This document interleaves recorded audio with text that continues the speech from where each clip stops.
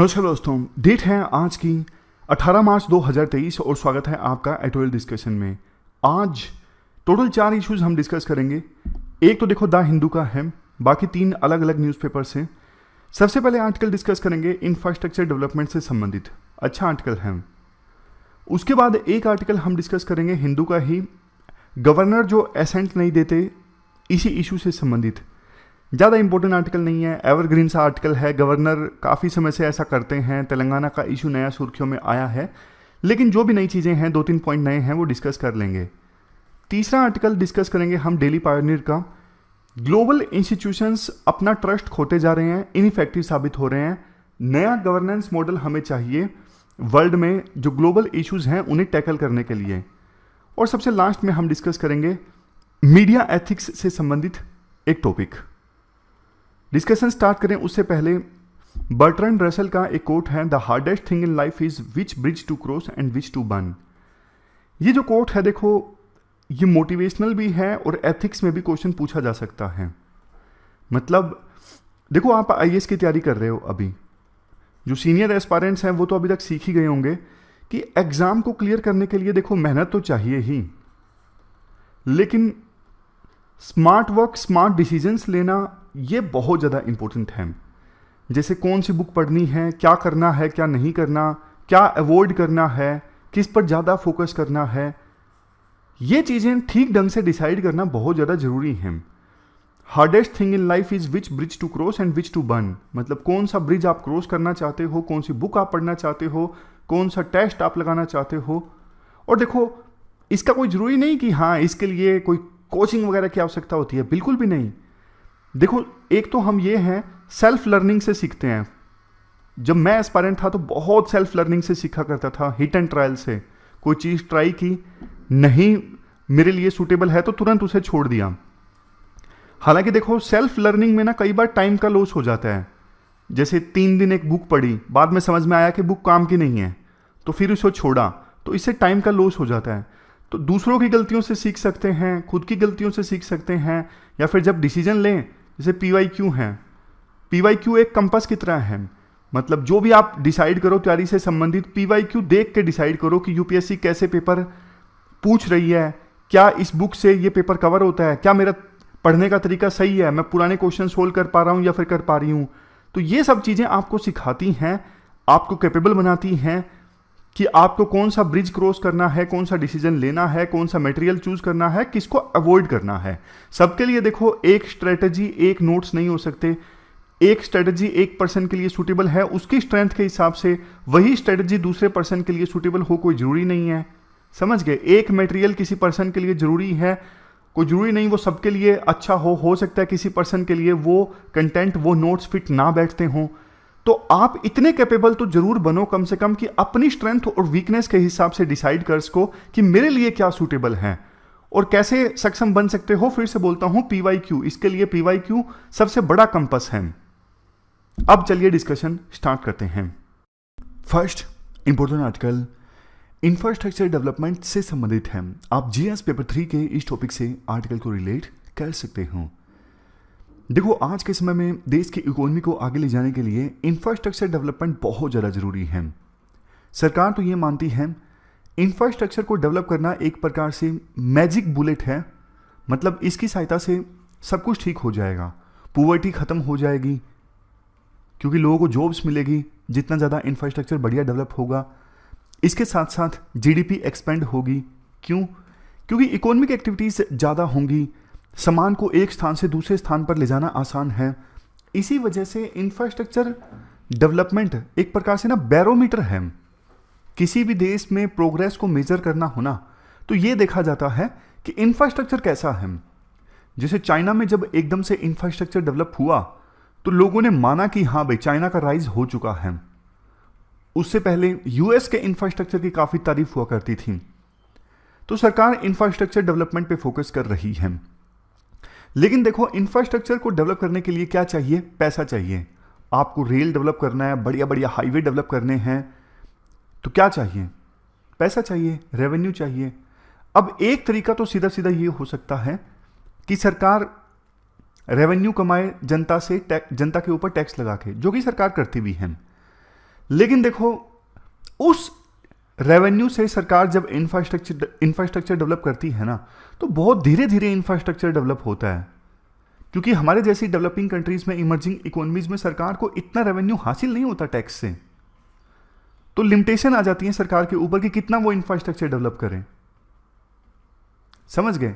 तो एक सॉल्यूशन ये है कि सरकार को टैक्स से ज्यादा रेवेन्यू हासिल नहीं होता तो सरकार बोरोइंग करे, मतलब मार्केट से उधार ले, उससे इंफ्रास्ट्रक्चर डेवलप करे। लेकिन दिक्कत देखो पता क्या है, अगर गवर्नमेंट ज्यादा मार्केट से बोरोइंग करती है ना, उधारी लेती है ना, जैसे बैंक से या फिर बॉन्ड्स रिलीज करके, तो फिर दिक्कत यह है कि प्राइवेट कंपनीज को फिर मार्केट से लोन मिलता नहीं है, क्योंकि सारा तो गवर्नमेंट ने ले लिया, प्राइवेट कंपनीज को फिर कम मिलता है, तो फिर प्राइवेट कंपनीज इन्वेस्टमेंट कम करती हैं मार्केट में। इसलिए सरकार एक लेवल से ज्यादा मार्केट से बोरो नहीं कर सकती, उधार नहीं ले सकती इंफ्रास्ट्रक्चर डेवलप करने के लिए। और ये जो इफेक्ट होता है ना, इसे बोलते हैं क्राउडिंग इफेक्ट। ये देखिए नीचे, क्राउड आउट। क्राउडिंग इफेक्ट मतलब ये होता है कि सरकार जब ज्यादा बोरो कर ले और प्राइवेट कंपनीज के पास कम एवेन्यूज बचे बोरो करने के लिए, तो उस चीज को कहते हैं क्राउडिंग इफेक्ट। और इसका इंपैक्ट ये होता है कि प्राइवेट कंपनीज को जब पैसा नहीं मिलेगा उधार के तौर पे, तो वो अपनी इन्वेस्टमेंट कम कर देती हैं। समझ गए? तो अब फिर एक मॉडल आया, मतलब देखो ये चीज सही नहीं है कि सरकार टैक्स के रेवेन्यू से सिर्फ इंफ्रास्ट्रक्चर डेवलप करे, एक लेवल से ज्यादा नहीं कर सकती, लिमिटेशन है। ज्यादा उधार लेके भी नहीं कर सकती, लिमिटेशन है, क्राउडिंग आउट हो जाता है। फिर क्या करें? अब एक पॉसिबिलिटी ये हो सकती है कि सरकार प्राइवेट सेक्टर को इंसेंटिवाइज करे, प्राइवेट सेक्टर को सब्सिडी दे कि आप हमारे साथ आइए इंफ्रास्ट्रक्चर डेवलप करने के लिए। इसे कहते हैं PPP model, public private partnership. Early 2000s में, जैसे 2000 से लेके 2010 के बीच में, इस मॉडल पे काफी चर्चा हुई थी, पीपीपी मॉडल पे, पब्लिक प्राइवेट पार्टनरशिप, यानी दोनों मिलके इंफ्रास्ट्रक्चर को डेवलप करें। इस मॉडल में होता क्या है, सरकार हेल्प करती है प्राइवेट कंपनी की लैंड एक्वायर करने में, या फिर पब्लिक सेक्टर से लोन दिलवाने में, लाइसेंस दिलवाने में। इन सब चीजों में सरकार मदद करती है प्राइवेट कंपनी की। प्राइवेट कंपनी जो है वो इंफ्रास्ट्रक्चर डेवलप करती है। इस मॉडल में दिक्कत पता क्या है, अब प्राइवेट कंपनी को लोन मिला है बैंक से, लैंड एक्वायर करवा के दे दिया है सरकार ने, तो कई बार ना प्राइवेट कंपनीज का ना उतना इंटरेस्ट नहीं रहता जब उसके खुद के पैसे होते हैं, खुद का प्रोजेक्ट होता है। बेसिक पार्टनरशिप में है सरकार के साथ, लेकिन करप्शन काफी ज्यादा हो जाता है। इस वजह से बहुत सारे प्रोजेक्ट्स में ऐसा हुआ, प्रोजेक्ट चल रहा था पीपीपी से, और बैंकों ने जो लोन दिया था वो नॉन परफॉर्मिंग एसेट बन गया। करप्शन के कारण पैसा वेस्ट काफी हुआ, कॉस्ट काफी ज्यादा बढ़ गई। तो ये मॉडल भी ज्यादा सफल साबित नहीं हुआ, बहुत सारी कंपनीज बैंकरप्ट हो गई। तो सरकार जब चेंज हुई 2014 में, सरकार को भी लगा, नई सरकार को लगा कि यार कैसे भी करके इंफ्रास्ट्रक्चर तो डेवलप करना है, ये मॉडल सफल साबित नहीं हो उसका है। तो नई सरकार ने ना एक नया मॉडल इजाद किया, नेशनल चैंपियन मॉडल। अब ये नेशनल चैंपियन कौन है? देखो ये बड़े इंडस्ट्रियल ग्रुप हैं देश के, जैसे अदानी मान लीजिए, टाटा मान लीजिए, अंबानी मान लीजिए, एल&टी हालांकि इनके मुकाबले का नहीं है, लेकिन समझ गए। नेशनल चैंपियन मतलब बड़े घराने, इंडस्ट्रियल घराने, उनको सरकार ने आइडेंटिफाई किया एक प्रकार से कि आप इंफ्रास्ट्रक्चर डेवलप कीजिए। सरकार ने बहुत सारे प्रोजेक्ट्स उनको देने स्टार्ट कर दिए। जैसे अदानी को बोल दिया कि आप एयरपोर्ट बनाना स्टार्ट कीजिए, यहाँ इस एयरपोर्ट को आप डेवलप कीजिए, इस पोर्ट को आप डेवलप कीजिए। जैसे टाटा को दे दी, मतलब हालांकि उन्होंने बिडिंग में जीता है, बट पार्लियामेंट की बिल्डिंग बनाने का जो कॉन्ट्रैक्ट है किसके पास है? टाटास के पास में है। राइटर कहते हैं देखो ये जो नेशनल चैंपियन मॉडल है ना, जिसमें कुछ ही इंडस्ट्रियल ग्रुप्स को सरकार प्रोजेक्ट देना चाहती है क्योंकि उन पे ट्रस्ट है सरकार को कि वो जल्दी कंप्लीट करेंगे, उनको भी सब्सिडी दी जाती है। जैसे देखो पीपीपी मॉडल में प्राइवेट कंपनीज को सब्सिडी देती थी ना सरकार, उसी प्रकार से नेशनल चैंपियन मॉडल में भी सरकार इंसेंटिवाइज करती है। बट इसके साथ साथ देखो इन इंडस्ट्रियल ग्रुप्स को ना, यानी नेशनल चैंपियंस को दूसरी तरह के इंसेंटिव भी मिलते हैं। जैसे सरकार के साथ एसोसिएशन हो गया, फॉर एग्जांपल टाटाज हेम। अब टाटा प्रोजेक्ट्स को पार्लियामेंट की बिल्डिंग बनाने का कॉन्ट्रैक्ट मिल गया, तो ना उनके क्रेडेंशियल बहुत ज़्यादा इंक्रीज हो गए। अब कल को दूसरे देश में उन्हें कोई प्रोजेक्ट लेना है ना,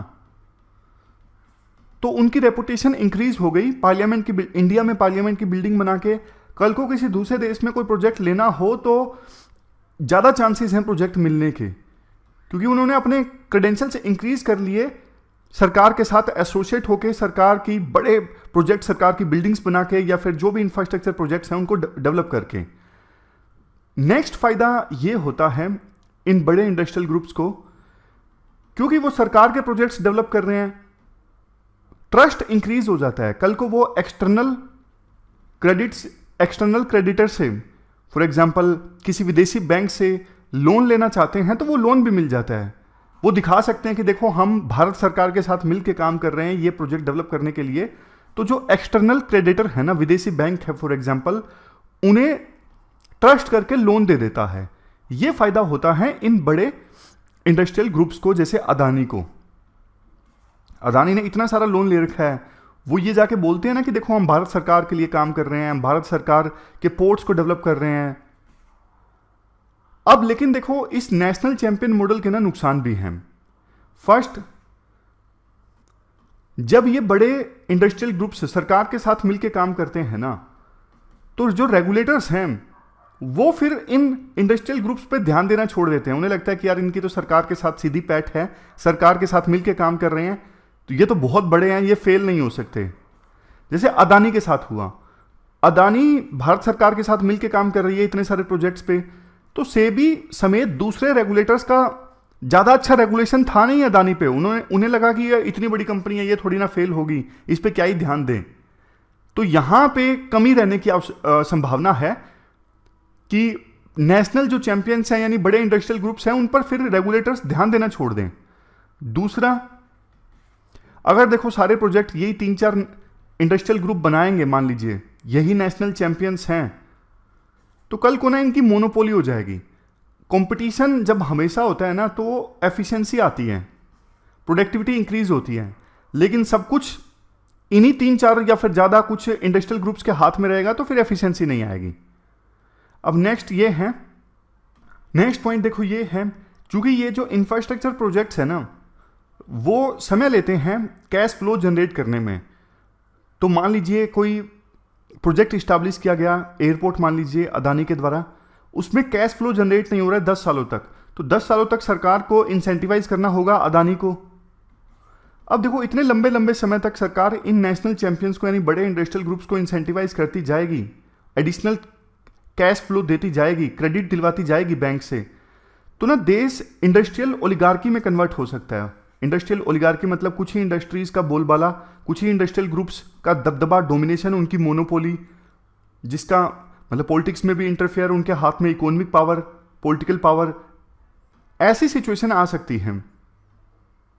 चौथा ये है, ऐसी सिचुएशन में देखो फिर फॉरेन इन्वेस्टर्स भी आना कम हो जाएंगे, क्योंकि उन्हें ये लगेगा कि देखो बड़े ये जो इंडिया के नेशनल चैंपियंस हैं, बड़े इंडस्ट्रियल ग्रुप्स हैं, इनके लिए तो रेगुलेशन आसान है, हमारे लिए मुश्किल है, तो हमारी इन्वेस्टमेंट कहीं डूब ना जाए इंडिया में, तो उनको भी डर लगेगा इंडिया में इन्वेस्ट करने में।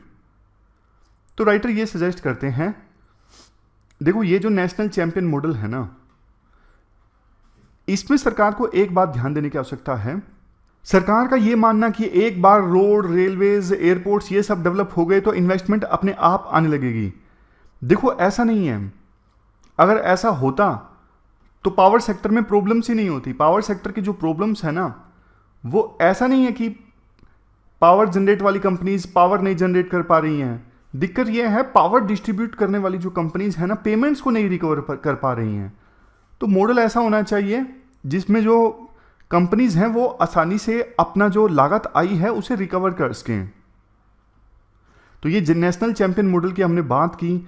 अब अभी देखो ये मॉडल वर्क पे है, अगर इस मॉडल ने अच्छे से काम किया तो दूसरे देश भी इस नेशनल चैंपियन मॉडल को फॉलो करेंगे।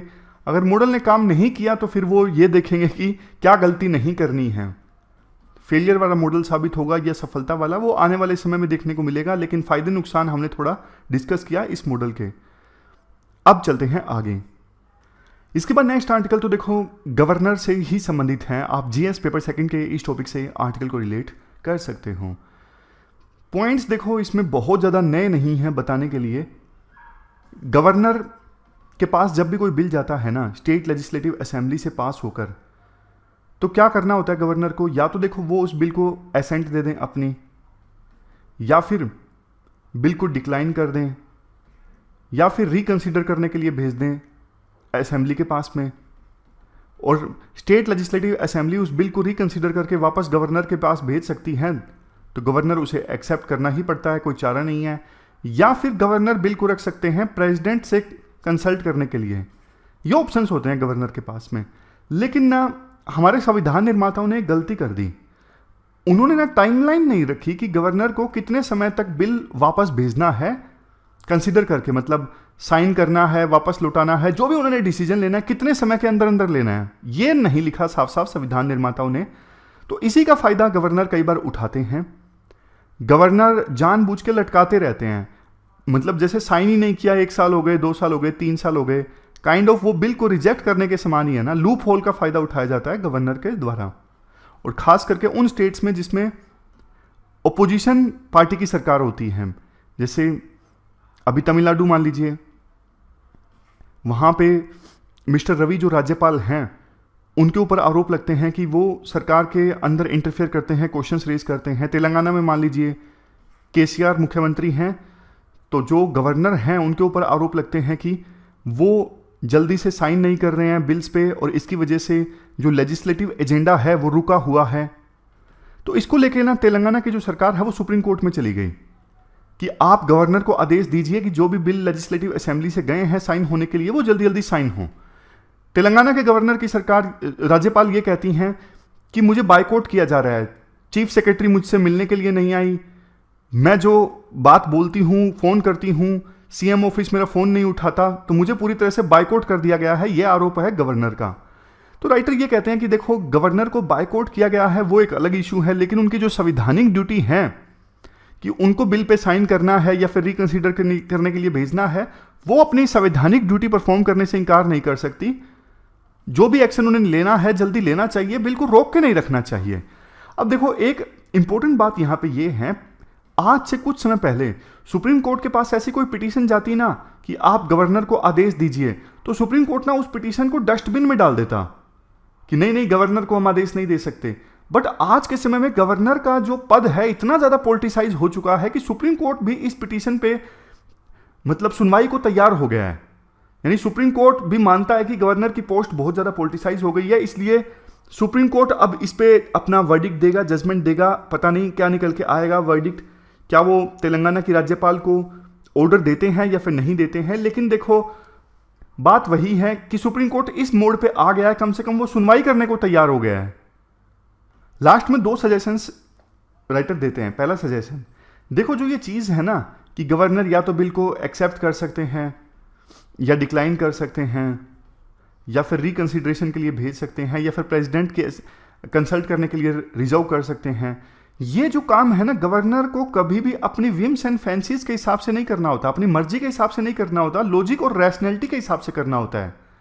लेकिन जो मैं बोल रहा हूं वो आइडियल चीज़ है। आमतौर पे होता यही है कि गवर्नर पॉलिटिक्स के चलते जो राज्य में रूलिंग पार्टी है उसके खिलाफ जाके काम करते हैं और सेंटर गवर्नमेंट जिसने अपॉइंट किया है गवर्नर को उनके पक्ष में काम करते हैं। अब एक और चीज़ है, गवर्नर को देखो कोई क्वेरी है बिल के बारे में वो तो समझा जा सकता है, लेकिन क्या गवर्नर बिल की लीगैलिटी डिसाइड कर सकते हैं? क्या गवर्नर ये डिसाइड कर सकते हैं कि बिल जो है वो फंडामेंटल राइट्स के अगेंस्ट है? क्या ये गवर्नर का काम है? नहीं। इस पे क्वेश्चंस रेज होते हैं कि ये कोर्ट का काम है, गवर्नर का काम नहीं है लीगैलिटी चेक करना। कुल मिलाकर देखो कंक्लूजन में ये कहा जा सकता है संविधान की जो इंप्लीमेंटेशन है ना इसमें पर्सनल और पॉलिटिकल डिफरेंसेस आड़े नहीं आने चाहिए। संविधान की इंप्लीमेंटेशन सैक्रोसैंक्ट है, होनी ही चाहिए। कॉन्स्टिट्यूशनल मोरालिटी की हम बात करते हैं जिस पर यूपीएससी ने क्वेश्चन भी पूछा कि कॉन्स्टिट्यूशन की जो वैल्यूज हैं उनको अपहोल्ड करना जरूरी है। तो ये छोटा सा आर्टिकल था गवर्नर की वर्किंग के बारे में। अब इसके बाद नेक्स्ट जो आर्टिकल है ग्लोबल इंस्टीट्यूशंस की रेलेवेंस से संबंधित है। आप जीएस पेपर सेकंड के इस टॉपिक से आर्टिकल को रिलेट कर सकते हो। राइटर देखो सिंपल ये बोलते हैं, आज के समय में ना वर्ल्ड में बहुत सारी समस्याएं हैं, जैसे रशिया ने यूक्रेन के ऊपर अटैक किया, कोविड-19 की महामारी आ गई, क्लाइमेट चेंज हो रहा है। अब ऐसी सिचुएशन में ना ग्लोबल इंस्टीट्यूशन से उम्मीद की जाती है कि वो एक्टिव हों इन प्रॉब्लम्स को एड्रेस करने के लिए, क्योंकि ये जो प्रॉब्लम्स है ना, जैसे क्लाइमेट चेंज है, कोविड-19 की महामारी है, ये किसी एक देश की प्रॉब्लम नहीं है, ये पूरे वर्ल्ड की प्रॉब्लम है। तो इसमें ग्लोबल इंस्टीट्यूशंस को हावी होना जरूरी है। बट देखो हो क्या रहा है, हो ये रहा है ग्लोबल इंस्टीट्यूशंस अपनी रेलेवेंस खोते जा रहे हैं। जैसे WHO का एग्जांपल लीजिए, WHO अपनी ड्यूटी नहीं निभा सका कोविड-19 की महामारी के दौरान, छानबीन भी नहीं कर सका प्रॉपर की महामारी कैसे ओरिजिनेट हुई। चाइना के फेवर में काम किया WHO ने, तो लोगों का जो ट्रस्ट है वो कम हो गया बहुत ज़्यादा WHO में। और एग्जांपल्स ले लीजिए आप, क्लाइमेट चेंज ले लीजिए। जैसे देखो क्लाइमेट चेंज में अभी कौन सी बॉडी एक्टिव है, हर साल आपको पता है UN की जो एक बॉडी है ना, United Nations framework convention on climate change, UNFCCC, conference of parties की मीटिंग ऑर्गेनाइज करवाता है। किस लिए? क्लाइमेट चेंज से संबंधित इश्यूज को डिस्कस करने के लिए और एक्शन लेने के लिए। तो कॉन्फ्रेंस ऑफ पार्टीज की एक मीटिंग में ही क्योटो प्रोटोकॉल पे सहमति बनी थी। क्योटो प्रोटोकॉल में डिसाइड किया गया था कि जो हाई एमिशन वाले कंट्रीज हैं वो अपना एमिशन कम करेंगे। तो एग्रीमेंट होने के बाद में काफ़ी सारी मीटिंग्स हुई, लेकिन देखो क्योटो प्रोटोकॉल में जो बातें बोली गई थी ना, उसे अचीव नहीं किया जा सका।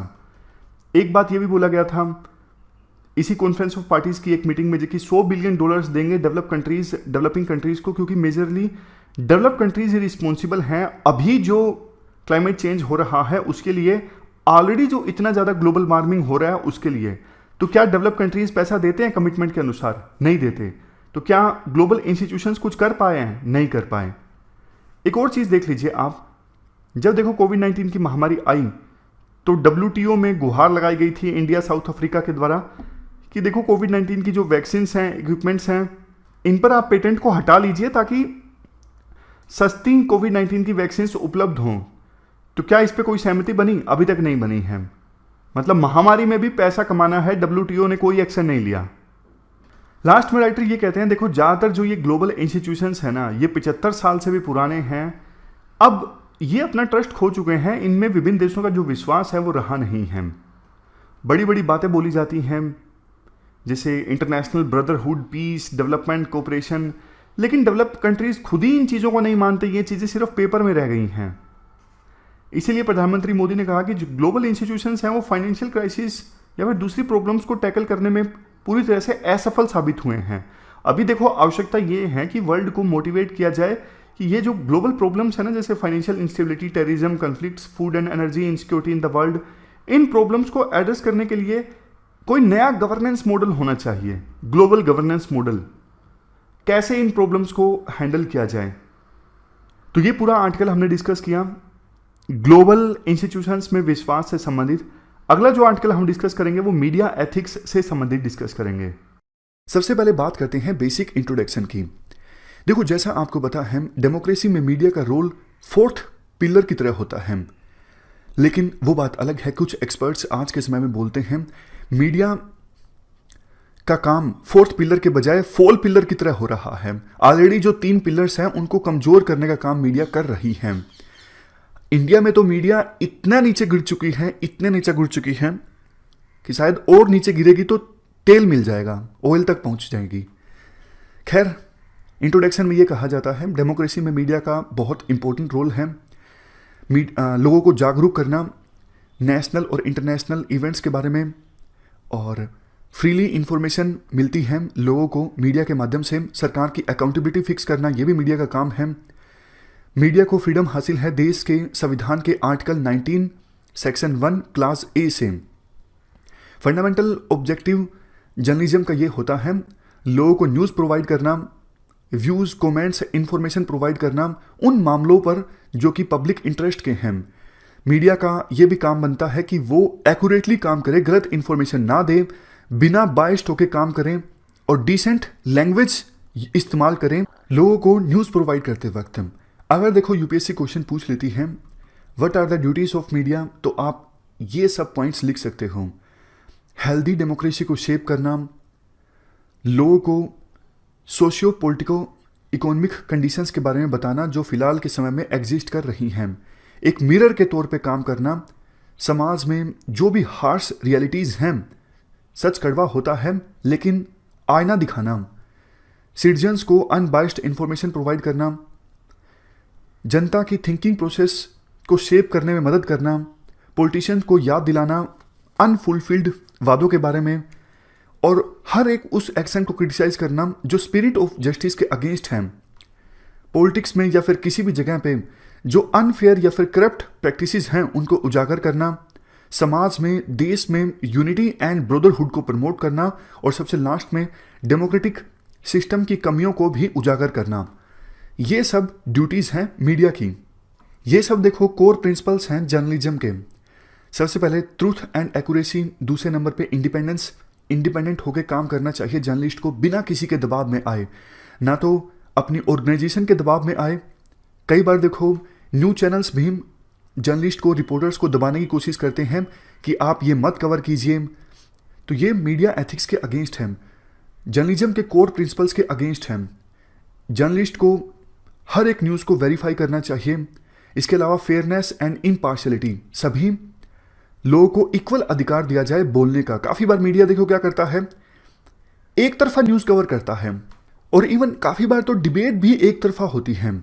मीडिया जो दिखाना चाहता है, सिर्फ उसी व्यूज़ से इत्तेफाक रखने वाले गेस्ट को इनवाइट किया जाता है, और अगर बाकी आ भी जाते हैं तो उन्हें बोलने का मौका नहीं दिया जाता। नेक्स्ट है ह्यूमैनिटी, और सबसे लास्ट में अकाउंटेबिलिटी।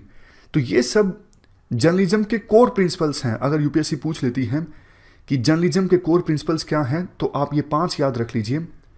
ट्रूथ एंड एक्यूरेसी, जो न्यूज़ प्रेजेंट की जाती है वो फैक्ट्स के आधार पर होनी चाहिए, एविडेंस के आधार पर होनी चाहिए।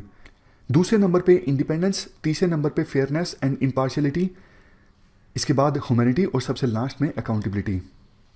काफ़ी बार देखो यूपीएससी इश्यूज भी पूछ लेती है कि मीडिया इंडस्ट्री में कौन कौन से इश्यूज हैं जिनको एड्रेस करने की आवश्यकता है। तो इश्यूज आप बता सकते हो, जैसे पेड न्यूज़ का इशू है, पैसे लेके मीडिया न्यूज़ छाप देती है या फिर न्यूज़ दिखाती है। करैक्टर असैसिनेशन का इशू है, किसी पर्सन का करैक्टर पूरी तरह से असैसिनेट कर दिया जाता है, मीडिया ट्रायल चलता है। अब देखो ये कौन फैसला करेगा कि किसी पर्सन ने अपराध किया है या फिर नहीं किया है, ये फैसला जुडिशरी को करना है ना। लेकिन मीडिया कभी कभी ऐसा करती है, किसी पर्सन के करैक्टर को इतना ज़्यादा असैसिनेट कर दिया जाता है, इवन जुडिशरी की जो ओपिनियन है वो भी इन्फ्लुएंस हो जाती है। इसके बाद फेक न्यूज़ का भी इशू है, और मीडिया आज के समय में देखो बहुत ज़्यादा डिवाइडेड है।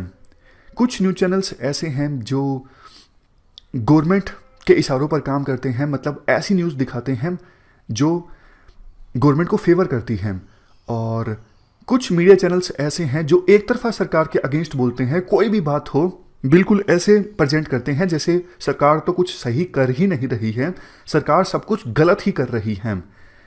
तो ऐसा नहीं होना चाहिए। बैलेंस्ड अप्रोच मीडिया आउटलेट्स को अपनाने की आवश्यकता है, क्योंकि देखो जैसा हमने शुरुआत में डिस्कस किया, सरकारें आती जाती रहती हैं, बट मीडिया का काम डेमोक्रेसी में बहुत ज़्यादा इम्पोर्टेंट है। इसके बाद एक जो इशू है वो है code of ethics and broadcasting standards let down by NBA. NBA यानी नेशनल ब्रॉडकास्टर एसोसिएशन, इन्होंने कुछ गाइडलाइंस रखी हैं मीडिया चैनल्स के लिए, जैसे ensure impartiality and objectivity in reporting, ensure neutrality, ensure that when reporting on crime that crime and violence are not glorified. आपने नहीं देखा, काफ़ी बार इवन दाऊद इब्राहिम जिसने इतने ज़्यादा अपराध किए हैं, बॉम्ब ब्लास्ट का आरोप है, ऐसे लोगों को भी मीडिया के द्वारा ग्लोरीफाई करके दिखाया जाता है। डोन गाड़ियों का काफिला साथ चलता है, मतलब क्या संदेश आप देना चाहते हो जनता को। इसके बाद कुछ और पॉइंट्स, महिलाओं के अगेंस्ट और बच्चों के अगेंस्ट अगर आप क्राइम और वायलेंस को रिपोर्ट कर रहे हो, सावधानी बरतिए, डिस्क्रिशन बरतिए। सेक्स और नग्नता को आप मत दिखाइए, प्राइवेसी इंश्योर कीजिए, नेशनल सिक्योरिटी को खतरे में मत डालिए। आपको याद होगा 2008 में जब मुंबई में हमला हुआ था, तो उसके बाद आतंकवादियों को जो लोग डायरेक्शंस दे रहे थे पाकिस्तान में बैठे, वो इंडिया के मीडिया चैनल्स को देख देख कर बता रहे थे कि आपके होटल के ऊपर अब एनएसजी आ गई है, ये सब चीज़ें। इवन आपको इतना भी याद होगा, शायद 2015 की ये बात है, पठानकोट पर जब अटैक हुआ था, पठानकोट एयरबेस में जब अटैक हुआ था, तो एनडीटीवी चैनल पर आरोप लगा था कि उस समय भी उन्होंने थोड़ी लाइव रिपोर्टिंग की थी और उनके खिलाफ बाद में कार्रवाई भी की गई थी। एक दिन के लिए न्यूज नहीं चलेगा एनडीटीवी, ऐसा कुछ सरकार ने निर्णय दिया था। उसके बाद काफ़ी क्रिटिसिज्म हुआ था, तो सरकार ने अपना निर्णय वापस ले लिया था। इसके बाद आप अंधविश्वास को नहीं प्रमोट करोगे। और सबसे लास्ट में, स्टिंग ऑपरेशंस अगर आपको कंडक्ट करने हैं तो पूरी जिम्मेदारी से आप स्टिंग ऑपरेशंस को कंडक्ट करोगे। इस डिस्कशन में फिलहाल इतना ही है। Thank you very much for discussion.